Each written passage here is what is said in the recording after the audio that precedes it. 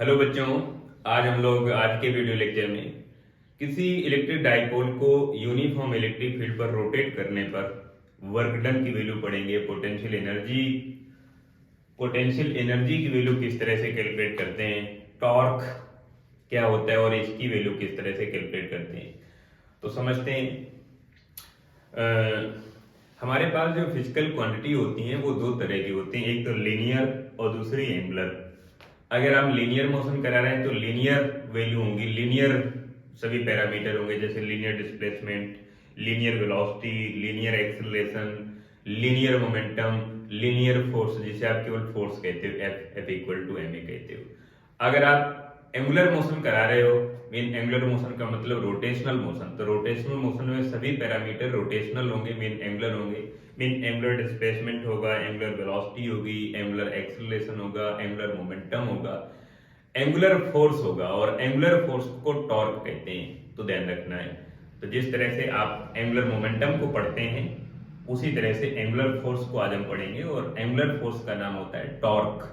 जैसे linear displacement और angular acceleration में रिलेशन होता है, तो लीनियर एक्सेलरेशन या लीनियर वैल्यू और एंगुलर वैल्यू में क्या रिलेशन हमारे पास है। जैसे मैं linear displacement equal to R theta लिखता हूँ, linear displacement equal to radius multiply angular, v equal to R omega लिख देता हूँ। Linear velocity angular velocity radius हो गई। और जैसे मैं लीनियर एक्सेलरेशन लिखता हूँ तो लिखूंगा आर अल्फा लिखूंगा। रेडियस हो गई किसी भी सर्कल की जिसके अलोंग रोटेशनल मोशन हो रहा है, एंगुलर मोशन हो रहा है, और एंगुलर एक्सेलरेशन हो गए। Angular momentum equal to distance में रेडियस मल्टीप्लाई लीनियर मोमेंटम हो गया। इसी तरह से एंगुलर फोर्स, जैसे हम लोग टॉर्क कह रहे हैं, equal to distance multiply force लिखेंगे, तो ये रिलेशन होता है इस तरह से। ये तो एंगुलर फोर्स का कंसेप्ट हो गया, जैसे आप टॉर्क कहेंगे।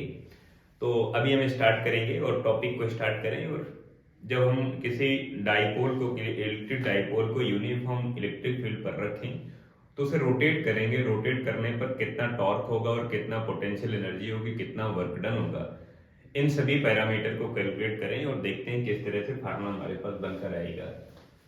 Torque on the dipole, on dipole, electric dipole, electric dipole, electric dipole पर कितना टॉर्क होगा और उस टॉर्क को कैसे कैलकुलेट करेंगे।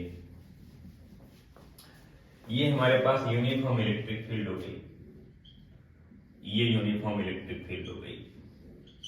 और मैं आपको बता देता हूं कि यूनिफॉर्म इलेक्ट्रिक फील्ड हो या नॉन यूनिफॉर्म इलेक्ट्रिक फील्ड हो, जो फील्ड लाइंस हैं उसमें एक तरफ होगा हेड और दूसरी तरफ होगा टेल होगा।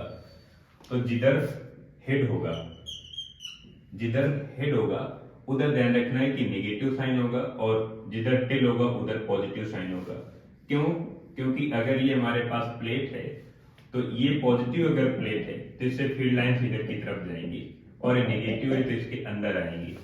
ध्यान रखना है कि फील्ड लाइंस की डायरेक्शन जो होगी वो फील्ड की डायरेक्शन को प्रेजेंट करती है। तो फील्ड लाइंस में जिधर होगा हेड उधर होगा negative sign, mean negative charge होगा, और जिधर होगा टेल उधर पॉजिटिव साइन होगा। अब ये ध्यान रखना है।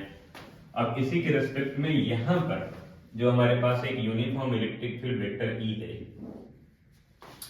यहां पर अगर मैं डाइपोल को रखता हूं तो ये मेरे पास डाइपोल हो गया। अब डाइपोल में एक तरफ पॉजिटिव साइन है, एक तरफ नेगेटिव साइन है। तो एक तरफ पॉजिटिव साइन है, दूसरी तरफ नेगेटिव साइन है।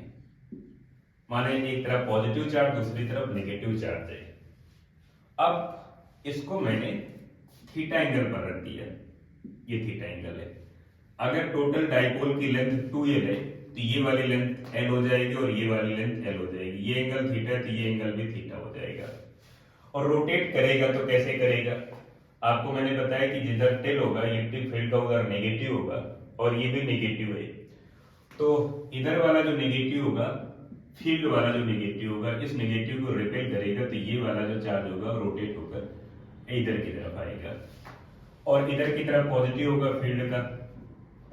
पॉजिटिव ये भी है तो इसे रिपेल करेगा और ये वाला पॉजिटिव चार्ज इधर की तरफ रोटेट होकर आएगा। तो अभी ये इस सिचुएशन पर रखा हुआ, कुछ देर के बाद ये इस तरह से ऐसे रोटेट होकर यहाँ पर चला जाएगा, तो ये चार्ज यहाँ पर आ जाएगा, तो ये 4 पार्टिकल की नई पोजीशन हो जाएगी। 4 पार्टिकल यहाँ पर आ जाएंगे और रोटेट हो रहा है। तो इस समय जो हमारे पास डाइपोल है ये एंटी क्लॉकवाइज रोटेट कर रहा है, बिकॉज यहाँ पर मैंने नेगेटिव साइन लिख दिया है। अगर मैं ऐसा डाइपोल बनाऊं जिसमें इधर पॉजिटिव साइन हो इधर नेगेटिव साइन हो, तो फिर ये क्लॉकवाइज रोटेट करेगा। डिपेंड करता है कि मैंने डाइपोल को इलेक्ट्रिक फील्ड पर किस सिचुएशन पर रखा है और किस तरह से रखा है। डाइपोल का मतलब आप ये मार्कर समझ सकते हैं कि इधर पॉजिटिव चार्ज है इधर नेगेटिव चार्ज है, एक तरफ पॉजिटिव चार्ज दूसरी तरफ नेगेटिव चार्ज, दोनों चार्ज का मैग्नीट्यूड सेम है बट नेचर अपोजिट है। अब इस यूनिफॉर्म इलेक्ट्रिक फील्ड पर अगर आपने रख दिया तो ये इधर की तरफ नेगेटिव कैप की तरफ है, कैप की तरफ नेगेटिव है, फील्ड का इधर नेगेटिव है, तो नेगेटिव नेगेटिव रिपेल करेगा और ये रोटेट होकर एंटी क्लॉकवाइज जाएगा, इधर की तरफ जाएगा। और इधर पॉजिटिव है, फील्ड का इधर पॉजिटिव है, तो पॉजिटिव पॉजिटिव रिपेल करेंगे और ये वाला जो पार्ट है रोटेट होकर इधर की तरफ जाएगा, तो यही वाला पार्ट यहाँ पर आ जाएगा, ये वाला पार्ट इधर की तरफ जाएगा। मैं ऐसा नहीं कह रहा हूं कि बार बार ये क्लॉकवाइज या एंटी क्लॉकवाइज रोटेट करेगा, डिपेंड करेगा कि आपने डाइपोल को फील्ड पर किस तरह से रख दिया है, आपने डाइपोल को फील्ड पर किस तरह से रख दिया है। अभी तो ये रोटेट हो रहा है, तो रोटेट होने पर कितना टॉर्क होगा, अभी तो पहले टॉर्क को कैलकुलेट करें, टॉर्क को कैलकुलेट करेंगे। तो अगर ये डाइपोल की टोटल लेंथ अगर मेरे पास 2L है, तो ये हाफ से इधर वाली लेंथ हो जाएगी L और नेक्स्ट हाफ हो जाएगी इधर वाली L हो जाएगी। तो अगर ये L है तो इस डाइपोल को मैं बाहर बना लेता हूं, ये इधर की तरफ मेरे पास नेगेटिव साइन है, इधर की तरफ पॉजिटिव साइन है। टोटल लेंथ अगर L है तो ये वाली लेंथ L और इधर वाली L हो जाएगी, इधर एंगल थीटा है इधर का एंगल थीटा है, तो ये वाली वैल्यू आ जाएगी L साइन थीटा हो जाएगी, ये वाली वैल्यू हो जाएगी L साइन थीटा हो जाएगी। और ये वाला पार्ट इधर होके रोटेट हो रहा है और ये वाला पार्ट इधर रोटेट हो रहा है, तो इधर एक टॉर्क होगा इधर एक टॉर्क होगा, आप ऐसे इसको समझ लेते हैं, ऐसे समझ लें। अब ये वाला पार्ट इधर की तरफ एंटी क्लॉकवाइज डायरेक्शन पर रोटेट हो रहा है और ये वाला पार्ट इधर की तरफ एंटी क्लॉकवाइज डायरेक्शन पर रोटेट हो रहा है, और ये मार्कर को आप डाइपोल समझ लें, तो डाइपोल इस तरह से रोटेट हो रहा है, ये वहीं पर है इस तरह से। अगर आप डाइपोल की सिचुएशन चेंज करेंगे तो इसका रोटेशन चेंज हो जाएगा, ये क्लॉकवाइज रोटेट करेगा। डाइपोल इस तरह से आना चाहता है कि वो फील्ड लाइंस के पैरेलल हो जाए या एंटी पैरेलल हो जाए, और पैरेलल या एंटी पैरेलल सिचुएशन पर कोई फोर्स नहीं होगा, नेट फोर्स 0 हो जाएगा और ये बैलेंस सिचुएशन पर आ जाएगा।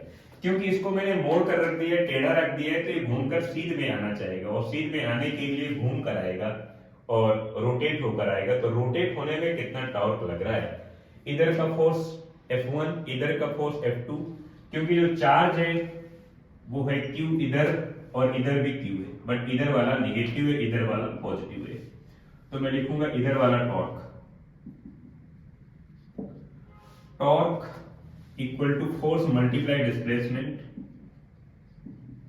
टॉर्क इधर वाला टॉर्क में एक तरफ का F1 लिख देता हूं और टॉर्क 1 लिख देता हूं, और फोर्स है हमारे पास F1 यानी F मल्टीप्लाई परपेंडिकुलर डिस्टेंस, इस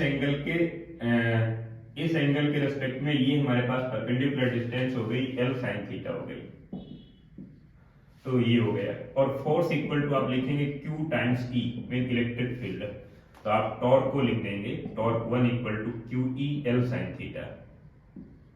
फिर इसके बाद इस पार्ट के लिए टॉर्क को कैलकुलेट करेंगे,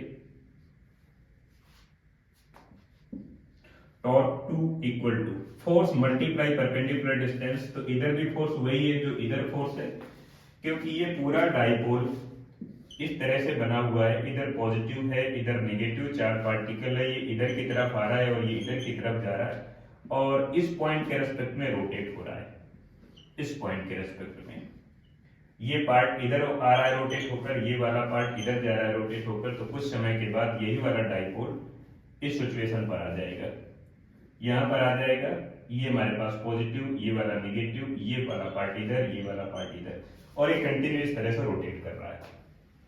तो दोनों जगह पर, इसके दोनों पॉइंट पर सेम मैग्नीट्यूड का फोर्स होगा। तो torque 2 equal to force F multiply perpendicular distance, इसके लिए परपेंडिकुलर डिस्टेंस यही हो जाएगी L sin थीटा। तो मैं L sin थीटा लिखूंगा, और फोर्स की वैल्यू में अगर लिख देता हूं तो Q टाइम्स E इधर हो जाएगा L sin theta.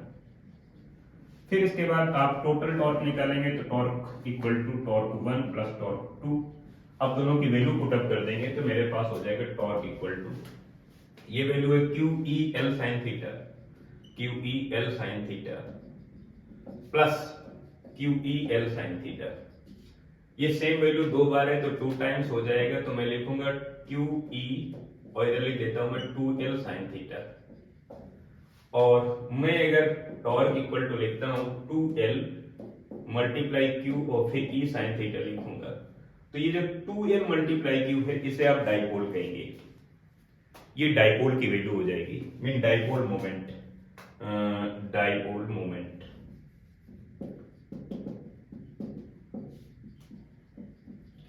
Dipole moment E equal to charge multiply length of the dipole. तो डाइपोल की जो टोटल लेंथ है वो 2L है, तभी तो मैंने हाफ से L और L डिस्टेंस को यूज किया है, तो 2L हो गई। इधर मैं डाइपोल मोमेंट लिख देता हूं, तो टॉर्क इक्वल टू हो जाएगा PE और sin थीटा हो जाएगा। अगर मैं इसको वेक्टर फॉर्म में लिखता हूं तो हो जाएगा P क्रॉस E, ऐसा हो जाएगा।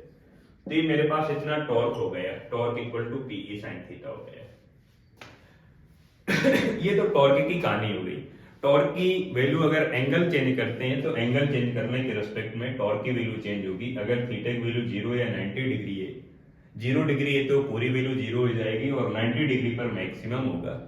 अगर ये डाइपोल इस तरह से रखा हुआ है तो इसको मैक्सिमम जो टॉर्क इस पर लगेगा इस तरह की आने सिचुएशन में लगेगा। माने ये इसी तरह आना चाहेगा, अगर ये ऐसे है तो ऐसे आना चाहेगा, इस एंगल पर है तो कम रोटेट करना पड़ेगा। तो मैक्सिमम जो टॉर्क होगा वो एंगल 90 डिग्री पर होगा जब टॉर्क इलेक्ट्रिक फील्ड की डायरेक्शन के परपेंडिकुलर रखा हुआ है। और अगर थीटा की वैल्यू चेंज हो रही है तो टॉर्क की वैल्यू चेंज होगी। टॉर्क की वैल्यू कब कब 0 हो सकती है, वो सिचुएशन 2 है, और 2 सिचुएशन पर टॉर्क की वैल्यू 0 होगी। एक सिचुएशन ऐसी है जिसमें टॉर्क की वैल्यू मैक्सिमम होगी, तो उन सिचुएशन पर चर्चा करते हैं। फिर वर्क डन की वैल्यू कैलकुलेट करते हैं, किस तरह से हम लोग वर्क डन कैलकुलेट करेंगे, पोटेंशियल एनर्जी की वैल्यू किस तरह से कैलकुलेट करेंगे। तो एंगल के रेस्पेक्ट में टॉर्क की वैल्यू किस तरह से चेंज होती है उसको देख लेते हैं। और इसकी मैं अलग अलग वैरायटी बना देता हूं और उनके रेस्पेक्ट में हम लोग टॉर्क की वैल्यू कैलकुलेट कर लेते हैं। एंगल अगर चेंज होगा तो टॉर्क की वैल्यू चेंज होगी। ये मेरे पास एप्लीकेशन को सोल्व करने की जगह हो गई। यहां पर मैं यूनिफॉर्म इलेक्ट्रिक फील्ड बना लेता हूं। यूनिफॉर्म इलेक्ट्रिक फील्ड ये कंडीशन 1 के लिए है। इधर मैं कंडीशन 2 को कैलकुलेट करूंगा। अब यहां पर इलेक्ट्रिक फील्ड की जो मैग्नीट्यूड वैल्यू है वो E है, डायरेक्शन x एक्सिस के अलोंग है। पहली बार अगर मैं पॉजिटिव चार्ज इधर रखूं, नेगेटिव चार्ज इधर रखूं और इस डाइपोल को बना दूं, मैं कह दूं कि ये डाइपोल है, एक तरफ पॉजिटिव चार्ज है एक तरफ नेगेटिव चार्ज है, और यहां पर मुझे टॉर्क कैलकुलेट करना है। एंगल कितना है, अब एंगल के लिए मुझे देखना पड़ेगा फील्ड की डायरेक्शन क्या है। तो मैं इधर पॉइंट ए लिख देता हूं, इधर पॉइंट बी लिख देता हूं। जो फील्ड की डायरेक्शन है वो है ए से बी की तरफ, फ्रॉम पॉजिटिव टू नेगेटिव। ए से बी की तरफ है, मीन पॉजिटिव से नेगेटिव की तरफ। तो जो फील्ड की डायरेक्शन है वेक्टर ई की जो डायरेक्शन वो ए से बी की तरफ है। लेकिन जो डाइपोल मोमेंट की डायरेक्शन होती है वो नेगेटिव से पॉजिटिव होती है, वो नेगेटिव से पॉजिटिव है। तो नेगेटिव इधर है, पॉजिटिव इधर है, तो जो डाइपोल मोमेंट की डायरेक्शन होगी वो बी से ए की तरफ होगी, क्योंकि इसकी डायरेक्शन होती है पॉजिटिव से नेगेटिव और इसकी डायरेक्शन होती है नेगेटिव से पॉजिटिव। तो दोनों जस्ट उल्टा हो गए और दोनों के बीच का जो एंगल होगा वो 180 डिग्री होगा, और यहां पर दोनों ये एंटी पैरेलल होंगे। Vector E and vector P is also anti parallel.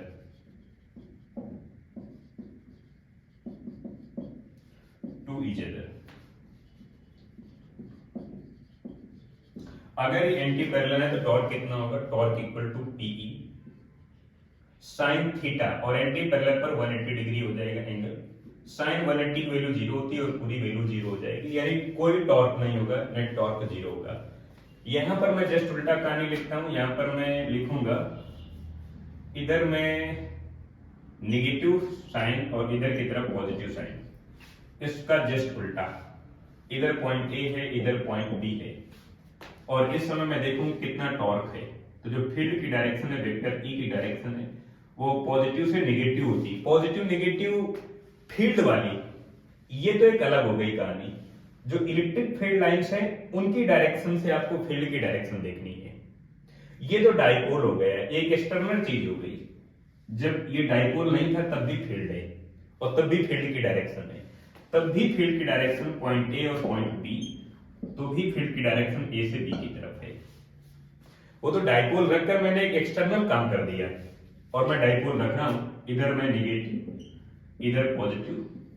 अब डाइपोल की वजह से डाइपोल मोमेंट की जो डायरेक्शन है वो निगेटिव से पॉजिटिव है, तो पी की जो डायरेक्शन होगी वो निगेटिव से पॉजिटिव, निगेटिव इधर है, पॉजिटिव इधर है, तो ए से बी की तरफ इधर की डायरेक्शन होगी, क्योंकि इसकी डायरेक्शन होती है पॉजिटिव से नेगेटिव और इसकी नेगेटिव से पॉजिटिव होगी। तो अब इस कंडीशन पर सेम हो जाएगी, और यहां पर अब दोनों एक दूसरे के पैरेलल होंगे। Vector E and vector B is also parallel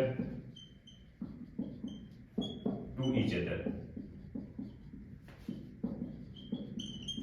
अगर ये पैरेलल हैं तो एंगल की वैल्यू 0 डिग्री होगी, तो मैं लिखूंगा torque equal to PE sine 0 और 0 की वैल्यू, साइन 0 की वैल्यू 0, पूरी 0 हो जाएगी। आप ऐसा समझ लें कि इधर जितना फोर्स होगा इधर होगा, जितना फोर्स उतना ही फोर्स इधर की तरफ, और जितना फोर्स इसको इधर रिपेल करेगा उतना फोर्स इधर की तरफ रिपेल करेगा। फोर्स होगा Q टाइम्स E, फोर्स होगा Q टाइम्स E, और इधर वाला जो फोर्स होगा Q times E and Q times E, क्योंकि Q चार्ज का मैग्नीट्यूड है और E इंटेंसिटी इलेक्ट्रिक फील्ड की इंटेंसिटी है। अगर टॉर्क की वैल्यू मैक्सिमम कैलकुलेट करना है, मैक्सिमम टॉर्क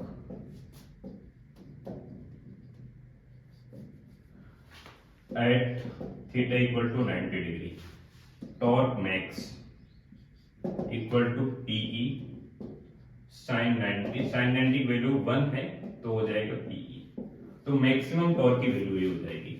अब हम लोग वर्क डन को कैलकुलेट करते हैं, कितना वर्क डन होगा अगर इस डाइपोल को यूनिफॉर्म इलेक्ट्रिक फील्ड पर रोटेट करते हैं, तो कितना वर्क डन होगा एंड पोटेंशियल एनर्जी कितनी होगी।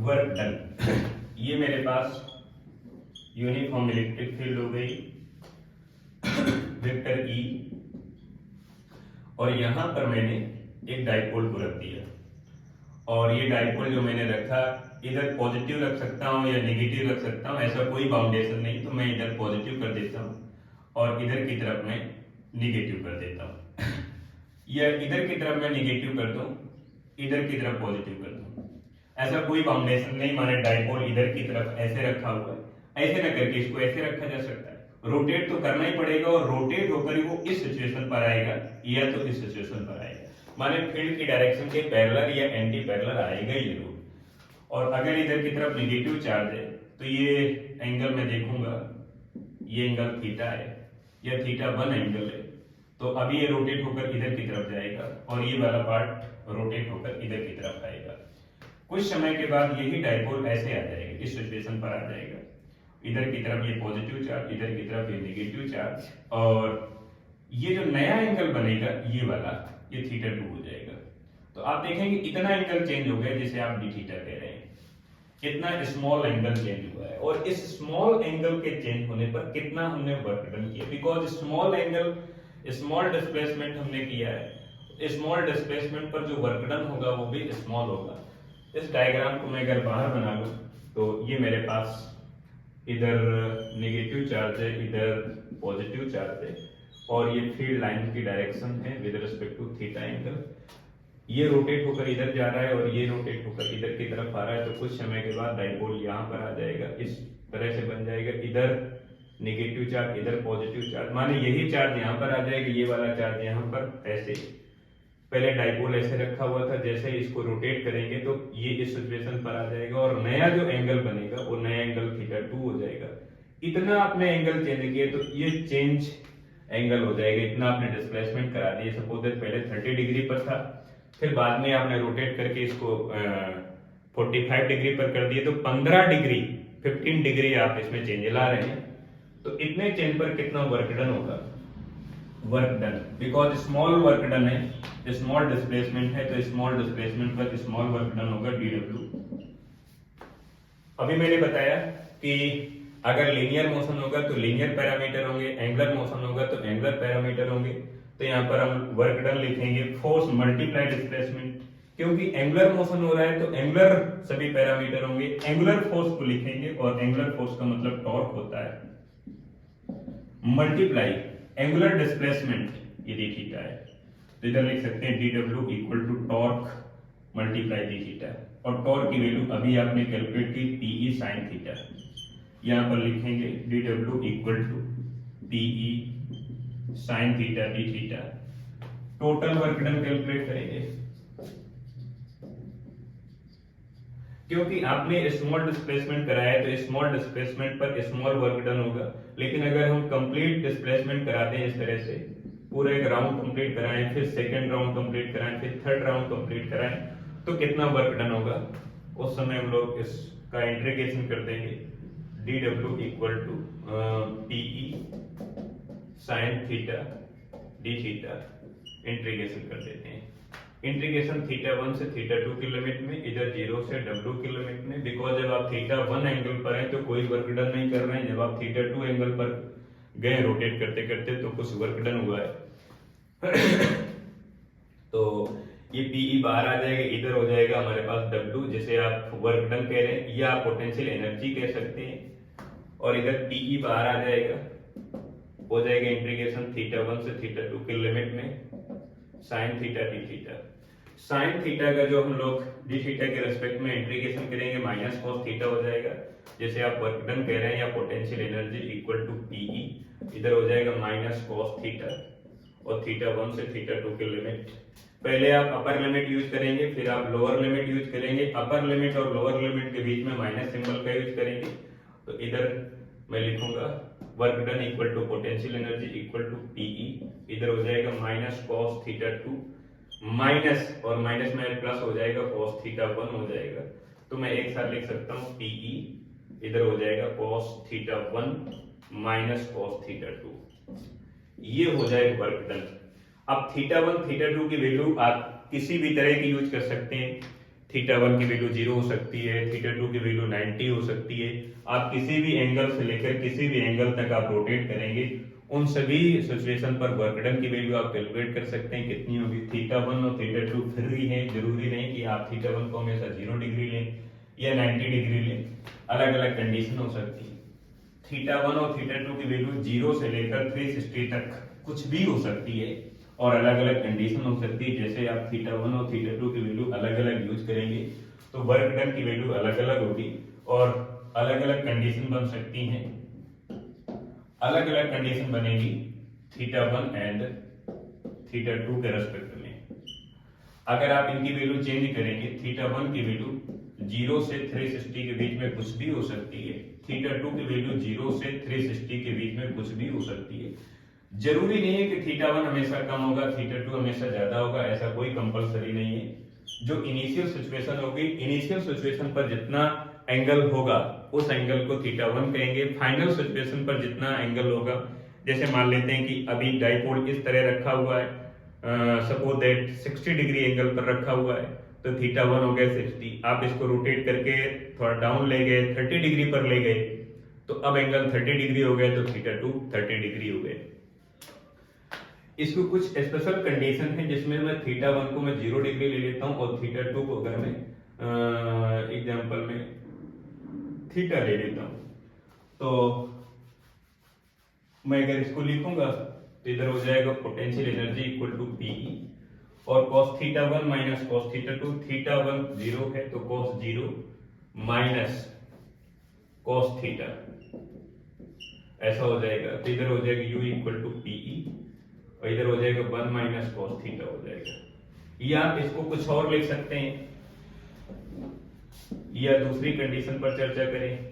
थीटा 1 को मैं 90 डिग्री लिख लेता हूँ, थीटा 1 इक्वल टू 90 डिग्री, और थीटा 2 को मैं अगर थीटा लिख लेता हूँ तो पोटेंशियल एनर्जी इक्वल टू हो जाएगा पीई कॉस थीटा 1 90 डिग्री है माइनस कॉस थीटा हो गया। तो इधर हो गया कॉस 90 की वैल्यू 0, यानी फाइनल हो जाएगा माइनस का पीई कॉस थीटा, और आप इसे